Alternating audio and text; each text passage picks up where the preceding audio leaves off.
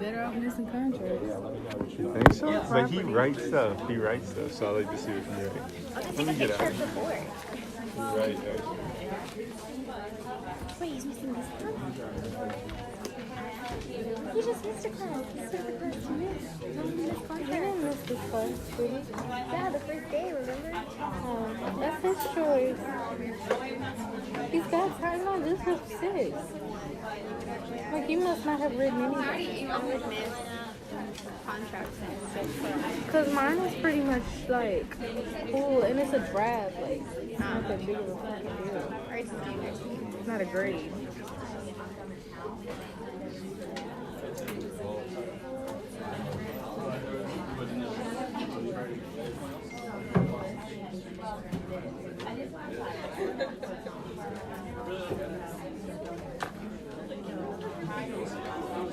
I gotta do my reading for contracts.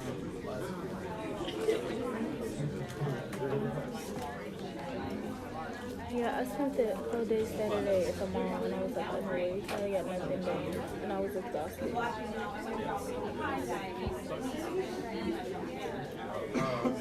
It was Sierra's fault.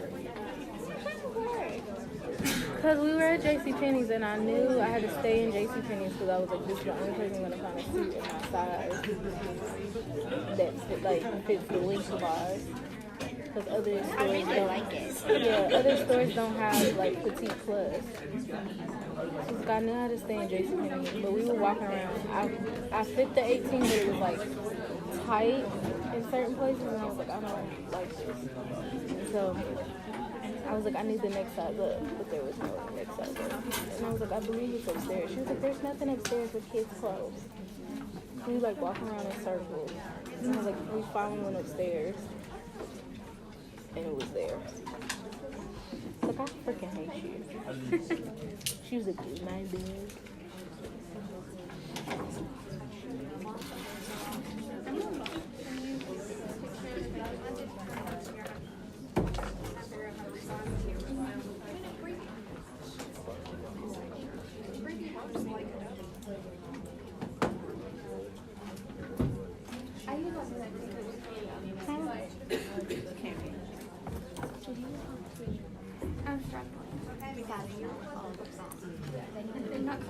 For Walker? No, because like it's one of either contracts, doing business, or tour. Right.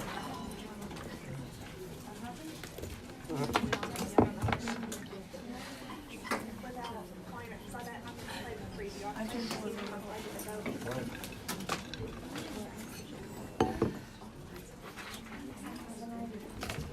Did you dream about this class? I'm going to take a straight shot. There you go. Yeah, give it.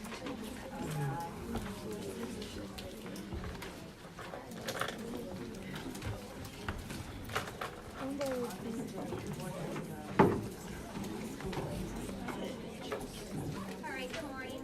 Good morning. Not really, it's like a sucky rainy one, right? Crappy rainy day. We can make it a great day if we so choose. How are you all feeling second semester? Feeling like it's kind of know what you're doing compared to last semester, not as stressful? No. It's worse. It's different. Is it more reading? No. Yes. No, it's the brief.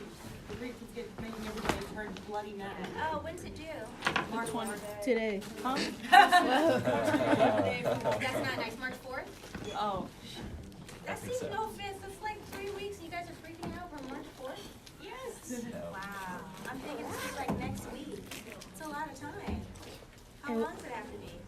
10 pages. Oh my gosh, are you seriously 10 pages and you have like 3? You could write a page a day. Or 14,000 words. It is It's 14,000. 14,000. Whose class do y'all have? I mean 1,400. No. I couldn't fell out. 14,000? Some of the other 14,000. Okay. Can someone raise their hand and help me remember what it's like to be a student? Why is it stressful and does not due to stinking March? Because we had a snow day. Our argument section was due today. Yeah. Oh, that's 10:30. Yeah. Okay, so that's now that I can relate There's to. pieces of it due like every week. Okay, I like that. So they're breaking it up. instead of letting you wait to the last minute and try to write it all. Jesus is weeping All right, that's a little bit better. So when's the next section due? today. For some people. For some people. So basically you have another section due this week. We have had one in every class, so Okay. Well, that's a good thing that we have a totally easy class today then, right? Also, some professors are worse than others on teaching you how to do it. Like, so you're That's doing it every on year, your own. though. It's just a preference of style, meaning in terms of how they teach you. All right, well, let's jump in. And we had to watch a 3-hour Take a deep seminar. breath. The good thing is the way I look at it is the target date I'm looking for is February 18th. Because in my mind, then the next target date is March 18th, and then it's April 18th, which is the last day of classes. So I feel like February 18th is next week, right? Winning. So I'm excited. And then you can get the exams over. It's derby time. You got the whole summer. So like when we reach that halfway point, then I'm like super excited. That's just me. I'm about to All fall right, this kid. let's go ahead and get started. So today's class is pretty straightforward. We're just talking about the long arm statutes that I've been casually mentioning and promising you that we'd spend a class on covering them. So during the first week of class, I pointed out that a court may exercise jurisdiction over a non-resident defendant only when the state or federal government authorizes that court to do so. In the personal jurisdiction context, as well as subject matter jurisdiction, which we haven't covered that yet, you need both constitutional and statutory authority. So just as a friendly reminder, personal jurisdiction, we're trying to determine whether the court has jurisdiction over a defendant, over a person. Subject matter jurisdiction, we're trying to, which we will cover, but it's just determining whether the federal court has the authority to listen to that type of case, right? What type of case is it? Is it a patent law case? Is it a divorce case, okay? So that's subject matter jurisdiction. So basically in every case that we do, that you file, you're going to have to do both a statutory and a constitutional analysis. And so the statutory analysis just means you have to see if the relevant long arm statute applies. And that's what we're doing today. If indeed that long arm statute applies, your second step is to do a constitutional analysis. That means you're trying to determine whether or not bringing that defendant, forcing that defendant to come to the state of Kentucky to defend themselves purports with the due process clause of the Constitution. So essentially what that means with that second step, that constitutional analysis, is what we've spent the whole semester doing. So you're trying to determine if there's specific jurisdiction, if there's general jurisdiction, if there's quasi-in rem jurisdiction, if there's in rem jurisdiction. So again, the first step you do, which we're focusing on today in this two-step analysis, and you're trying to determine, can I file this case in the state of Ohio, and can I make a Kentucky resident come to Ohio and defend themselves? Well, first let me look at the Ohio long arm statute and see if that applies, okay? If it does, yay, then we're gonna do the constitutional analysis, which is what I just mentioned. So there's two types of long arm statutes. There's a super broad long arm statute, which is, we call it the California style.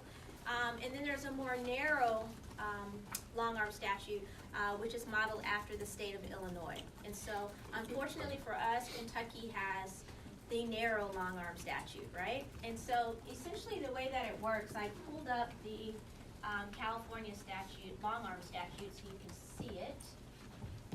And I don't know how to make it bigger. Let's see. See, on my Apple, you just do like this. I don't know how to make it bigger, but it's a PDF. But the long arm statute for California essentially says a court of this state may exercise jurisdiction on any basis not inconsistent with the Constitution and of this state or the United States. And I just Googled it, so it's nothing that you have to, if you can't see the writing, you can just Google California long arm statute. And so, as attorneys, we love this California long arm statute because all it's saying is, you know what, if you don't even need to do the first step. The state of California says the constitutional analysis is good enough for us. If it's good enough for the Constitution and it's fair, then you can bring that defendant here to defend themselves. And so if you see a short it's always gonna say that it's literally just one sentence. If you see a short, long arm statute like this, that's great. It means you just skip to the second step and you do your constitutional analysis. So it means you don't have to do both analysis. So we like these types of California long arm statutes. The rest of them, the narrow ones, I pulled up Kentucky for you so you can see it. And they make you do that first step, right? And so Kentucky, for instance, a court may exercise personal jurisdiction over a person who acts directly or by an agent as to a claim arising from the person transacting business here in Kentucky, contracting to supply services or goods, causing a tortious injury, and it goes on and lists contracting to insure any person, property, or risk located within this Commonwealth. And so essentially, you would look up each one, whatever state you're trying to file your suit in, their long arm statute, and seeing, oh, well, my case is dealing with the tort, and the tort was committed in the state of Kentucky, so the long arm statute applies. And so when you file your initial pleading, which we'll get to later in the semester with the court, there's going to be a section on there for subject matter jurisdiction in your pleading.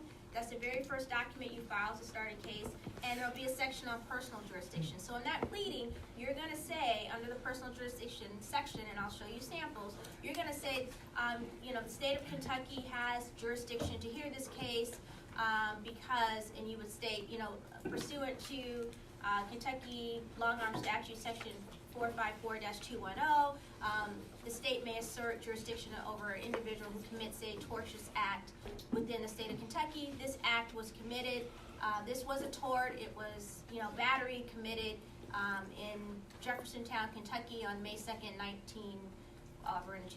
2019, blah, blah, blah. And then you'll say it also purports with the Constitution for Kentucky to have jurisdiction over this case because the defendant has minimum contacts with the state of Kentucky. And you list what those contacts are and say, therefore, there's specific jurisdiction.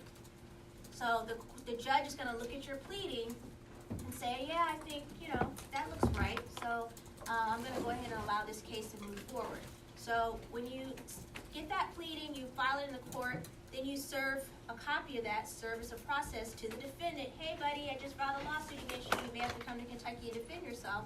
The defendant then has the option of saying, that's crap. I'm not coming to Kentucky to defend myself. Kentucky doesn't have personal jurisdiction over me. And so they can file a motion to dismiss the case for lack of personal jurisdiction. And basically, they would write a response from their attorney that says, I don't have minimum contacts with Kentucky. This is why. I'm a resident of Ohio. I conduct 90% of my business in Ohio. So you're going to make that argument. The judge is going to look at both pleadings that have been filed and make a decision if he's going to allow the case to move forward or if he's going to dismiss it. Did you see how it works? It's pretty cool. I like it. And so that's Kentucky. Indiana, I picked the ones that were close to us. Same thing, typically you'll see doing business in the state, injury in the state, purchasing supplies within the state, if they own any property within the state. And like for instance, the section here 5, it says owning, using, or possessing any real property within the state. It's kind of like doing the same thing twice because you would do the statutory analysis and say, Your Honor, Kentucky statute is applicable here because Kathy Smith owns a home at 5672 Daniel Street, Louisville, Kentucky, and therefore she, the Kentucky long arm statute applies. Then when you do your constitutional analysis, you're going to use the obvious in rem, but you're going to use in rem if the dispute is about that property. If it's not about that property, then you're going to start making the argument about the amount of contacts they have. Hopefully you can make an argument that there's either specific or general jurisdiction based on the contacts. Does anybody not understand where I'm going with this? Questions? Okay, and then the last one I wanted to show you, I picked California, Kentucky, Illinois. I think that's it. Indiana. Okay, cool. So those are the long arm statutes. So there is, I forgot to bring my book and I thought I brought it with me, but if you were to Google, there's remember I told you we're going to talk about rules more. So rule 4K2, again, I'm not going to ask you you on the exam what rule for this. I'm just telling you where you can go and look for the answer. So Rule 4K2 is generally referred to as the federal long arm statute, right? So those statutes that I have behind me are state long arm statute, and you use that if you as a gateway to try to file a case in state or federal court.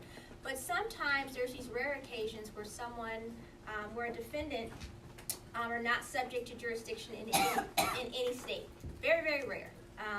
And it mostly applies to foreign people or entities, meaning people that are in another country, who have insufficient contacts to establish jurisdiction in one of the 50 states. And so it's typically relevant for international cases, but I want you to know if you happen to do some aspect of international law, there is a federal long arm statute that allows you to bring that international defendant here to defend themselves. If they refuse to come, that's a whole other class where, as you know, when they step foot in the U.S. and they swipe their passport, if there's any types of court orders on that passport, they're going to be detained quickly, right?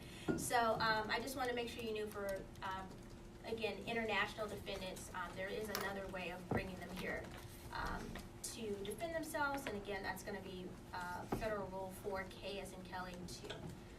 All right, so let's talk about this Gibbons case. Gibbons. So I think I left it up here, and I think somebody was excited. They probably shredded it, but I would do the same thing. So I can't find the form that I used to check off people's name I've called. So I'm trying not to call the same people. So here goes.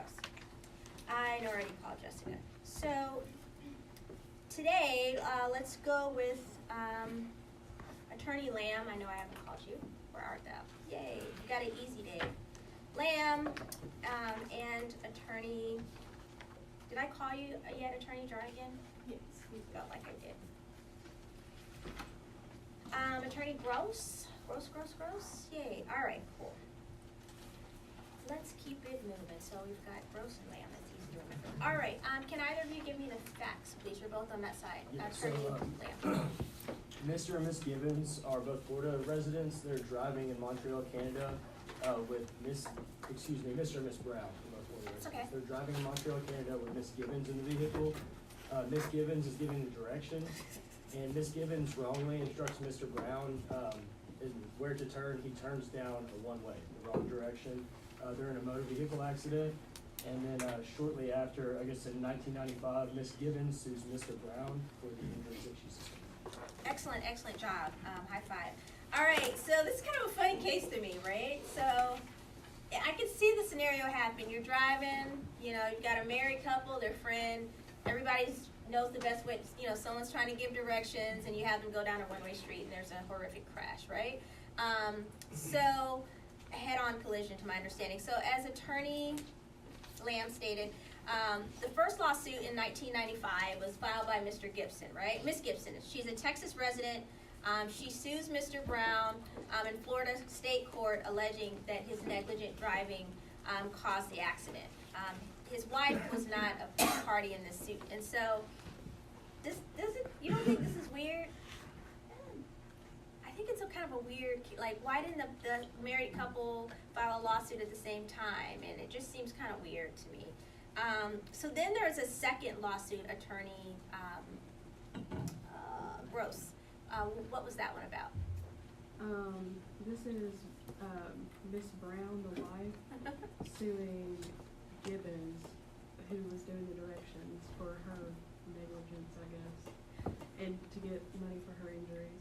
Right, okay, so now the wife is saying, actually it's Miss Gibbons' fault. She's the one that told him to turn down that one-way street, and so she should be responsible for the accident, and I think she should pay for my injuries. And so what's going on in this case, we basically just have an appeal, right, by Gibbons of the trial court's denial of their motion to dismiss based on service and jurisdiction. So can you tell me, Attorney Lamb, do you mind reading the applicable Florida long-arm statute on page 177, Sure. A defendant who is engaged in substantial and not isolated activity within this state, whether such activity is wholly intrastate, interstate, or otherwise, is subject to the jurisdiction of the courts of this state, whether or not the claim arises from that activity. Excellent, excellent. So, in addition to the Florida long-arm statute, the parties were also argued over a really important legal principle that was related to this issue of consent to personal jurisdiction. What is the principle they're arguing over? Anybody remember? Either of you, doesn't matter. Are you talking to minimum contacts? Yes. So yes, minimum contacts. Sorry, that was funny to me. Yes, anything else, Attorney Gross? Do you remember what we talked about in the last class with the Carnival case? You remember. The Carnival cruise where people were getting screwed over because of the clause. That's form selection. Yes, you remember, foreign selection clause. And so the court in that case said that by buying that ticket, essentially they were consenting to jurisdiction based on that I clause. see what you're Told you remember. They were just saying that because Miss Gibbons had the other suit in Florida, that they could bring a suit now. Excellent, yes. Okay, so as a general rule in Florida, a plaintiff by bringing actions subjects herself to the jurisdiction of the court and to subsequent actions, meaning legal actions they may bring regarding the same subject matter. So essentially they're trying to say that since she had brought that previous action where she consented to jurisdiction, that she should therefore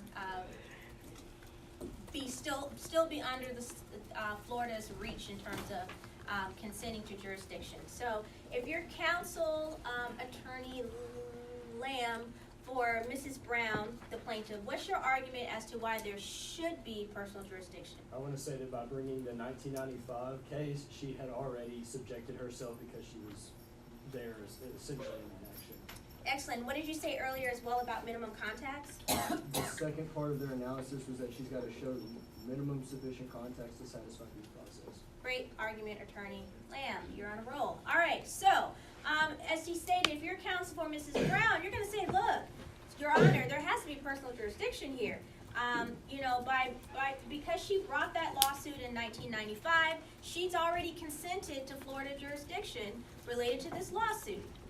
And so the second argument that you're going to make is under the Florida long-arm statute, Gibbons has substantial activities, i.e. minimum contacts with the state, meaning the prior lawsuit is evidence that Gibbons had substantial activity with the state. She's in the state defending herself. She's litigating this lawsuit. So, you need to allow personal jurisdiction here.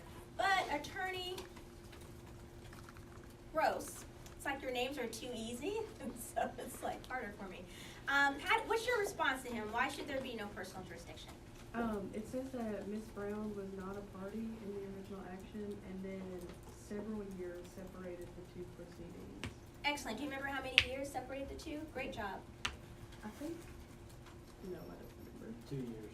2 Okay. years. All right. Got excellent co-counsel here. All right. So the general principle is that the plaintiff consents to jurisdiction, right, for counterclaims filed by defendants in a suit. So we haven't covered counterclaims yet, but if someone files a suit against you and you respond with a counterclaim, he's suing me for breach of contract. Well, I'm suing him for negligence. If you respond in a counterclaim, which again we'll spend a whole class on this, then you're in a sense you're considered to have consented to jurisdiction by responding to that claim.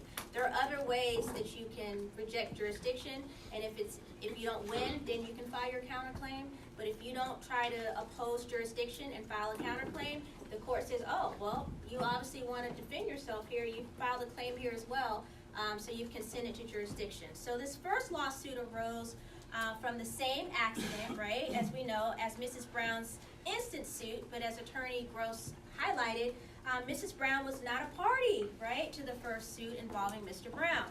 Here, the court points out that her first lawsuit was brought in 1995, while Mrs. Brown's suit was brought in 1997, 2 years later.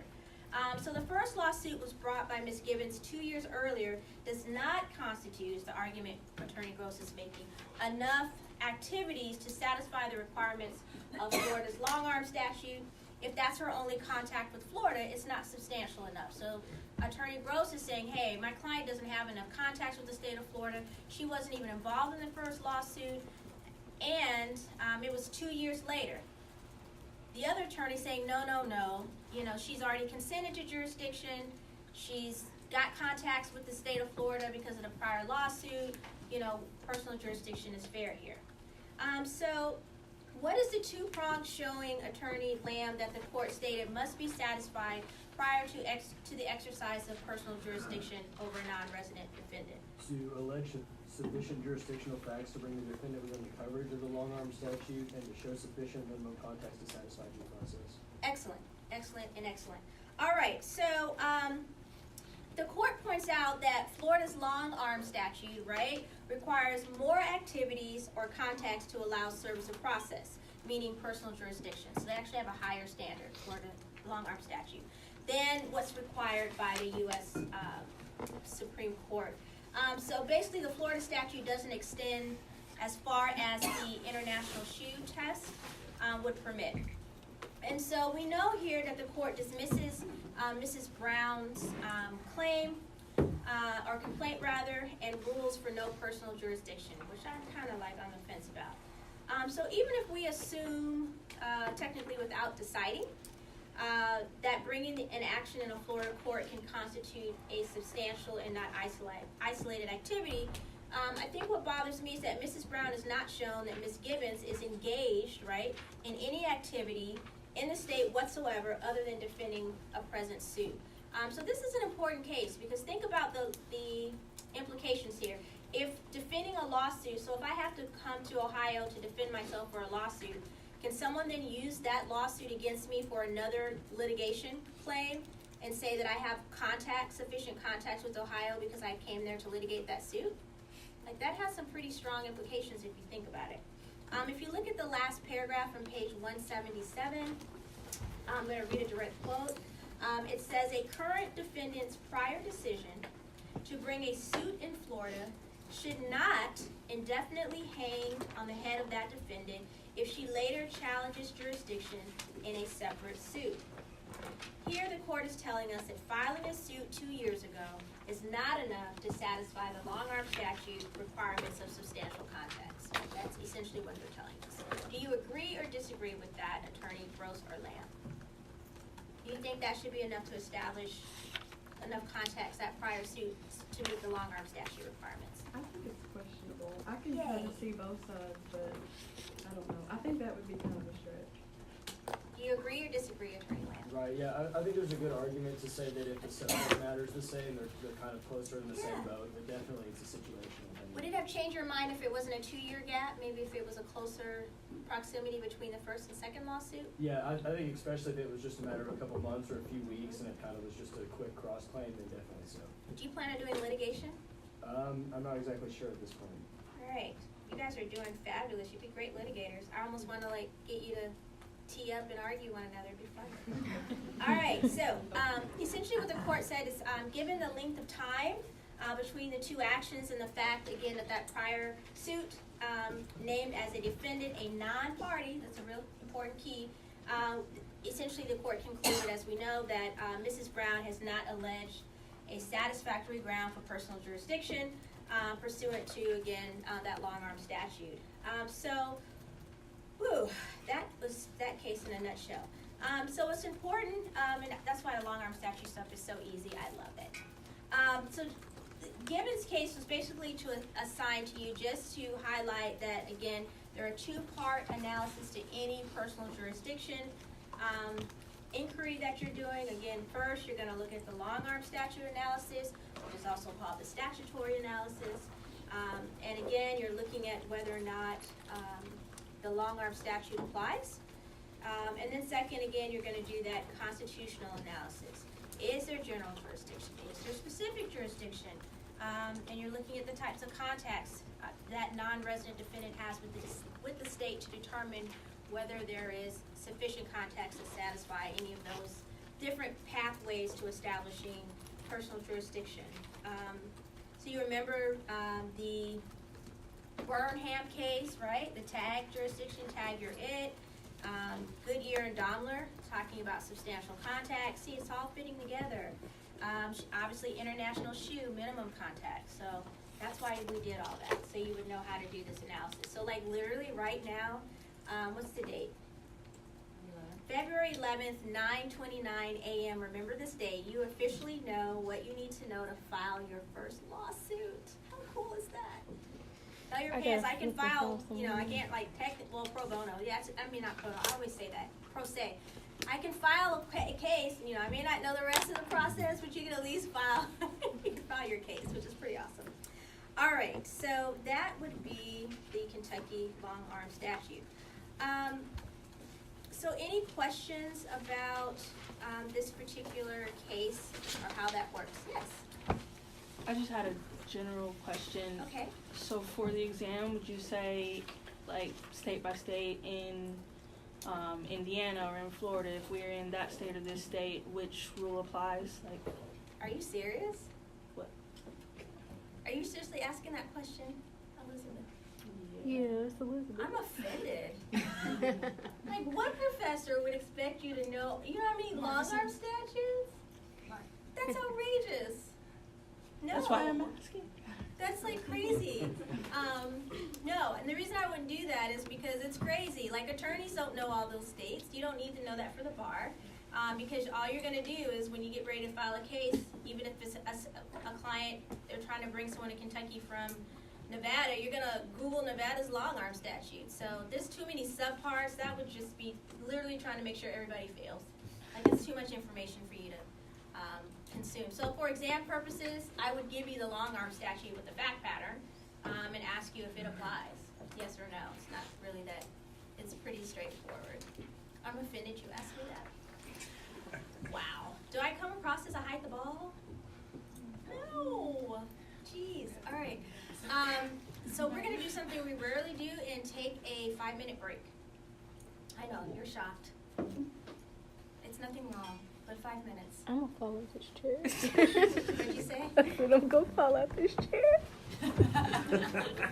Okay. I am so tired. Oh, you're so from turning in your stuff? Yes. Oh, just drink coffee that I can't drink. I can't drink coffee. No, you're like me. Oh, yeah. So I'll have to tell you a story about that one day. I'm running upstairs. I'll be right back. Hi. Sorry. No, you're fine. So is this long run? Long run statutes are fair question. No, it wasn't. Because what if she did want us Yes, to know? Service process. No, you're right. So it's gonna go service process. Right, That's right. the first, you know. I mean, if you're not Right. it's gonna be a longer process. First you do the statutory. Okay. And then you're gonna do the Constitutional analysis. yes, which will have all those 5 things listed. Specific groups. Specific, okay. Gotcha. Okay, I just want to make No, sure no, I I'm glad you made sure. Yes, organizing. you're totally right.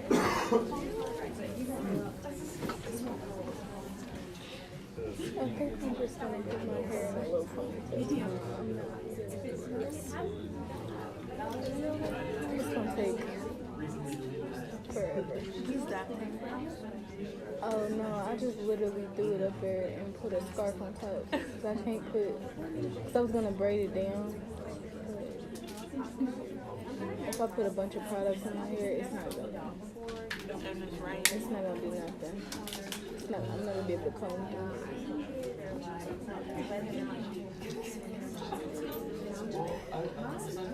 My hair like sets. So when I get home and take this down, it's gonna be stuck up there. It does, it just stays wherever it's put. I'm tired too, girl. I'm sitting here trying to. She's talking about 5 minutes. Move, let's get this over with. Right. I was already leaning.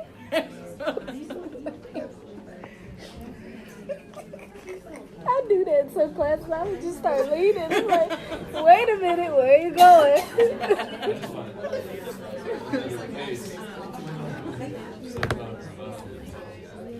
It's gonna rough. be more than 5. She always got something going on. Get it together.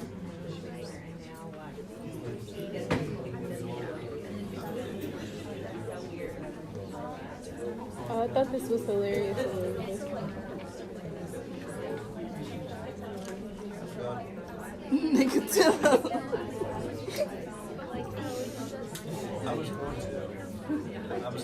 I'm like, I need new Facebook friends. Said I definitely need new Facebook friends. It took a second. I was like, no, they ain't. He's like, you. No, there was one that said, dude was like, I'm gonna put a baby in you, and the girl was like, and I'm gonna take it right out. Like, damn. Yeah. Yeah. No, I agree with that. And she always puts I want food. I don't have time to do all of that. which we were in the middle of figuring out if he even gets. I'm not even done. I wrote quite a bit though. And then Dad claims me a basic. Professor McNeil, that wasn't nothing against you. We've been through some trauma. We've been through some things, okay? I'm just trying to be ready, all right? Brandon makes that like totally screwed up. Brandon actually got back to me. No, he's a great teacher. He's a great teacher. So next year he'll have to pay other. He was telling him that. He's like, no. See, mine's just like going on these pages. And it's a draft, so like, he likes facts. The book did not help, nor did the outline. I didn't use either of them. Well, normally when we do open book, we make it harder. But it doesn't help. Yeah. It's a setup. I'm just happy to get out of life. All right, let's finish our last case. So we like this case. Why do we love this case? Because it's It short. has head notes. We love this case because it's a real case. Like, pretty, like it's right off Westlaw. It's like what you would look up as an attorney. We like this case. Really? Oh, it said see attached when I was doing the lab, but I never got an attachment with the case. Really? Like when you clicked on it, who was not able to see this on Blackboard? Jessica, what's wrong with your computer? Yes. Because when I looked on the app, it wasn't there. Freaked me out then. Okay. All right. So Walker case, here we go. We like this case. It's a long arm statute case. The facts. Attorney Gross, thank you. The insurance brought suit against a health insurer and a non-resident company that reviewed the health insurance claims for the insurer after their claims for medical expenses were denied. Yeah, so the facts are kind of weird in this case. So I'm like, first of all, why was another company reviewing their claims, meaning World, what's it called? World Insurance Company? Why was Encompass even reviewing their claims? Like, it doesn't really tell us. I hate that because I'm like, I don't feel like I have a good grasp on the facts. Like, why were they like subcontracted by World Company Insurance to help because maybe their claims got backed up? I don't know. But we know that the plaintiff is ticked off because they submitted medical claims to World Insurance Company. It was denied, and they're mad at Encompass as well because they were involved in a decision that denied at least one of the claims under the policy. So, Attorney Lamb, what 2 charges were filed by the plaintiff against the defendant?